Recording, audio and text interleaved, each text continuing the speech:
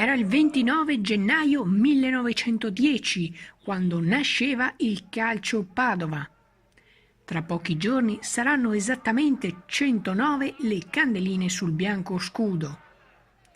Anticipati di qualche giorno i festeggiamenti che si sono svolti oggi tra lo stadio Appiani, dove oltre ad un allenamento si è svolto un triangolare tra l'associazione Giorgia Libero Onlus, le vecchie glorie del calcio Padova e gli sponsor del Padova, e le vie della città, dove i tifosi hanno sfilato fino a raggiungere piazzetta Garzeria, dove è stata posta una targa in ricordo della fondazione della squadra.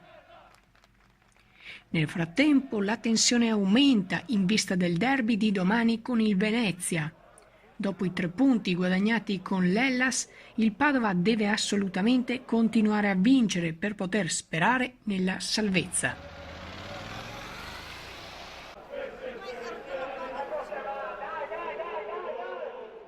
A me interessa il prossimo partito con Venezia, dopo questo qua. A me interessa prima di tutto salvarci, chiaro? E dopo facciamo anche il resto. Il sindaco Pescaramanzia assente a Venezia. Insomma andiamo a vincere.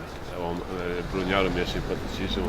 Già con l'altro sindaco l'avevo invitato, è stato in curva e gli ha portato male.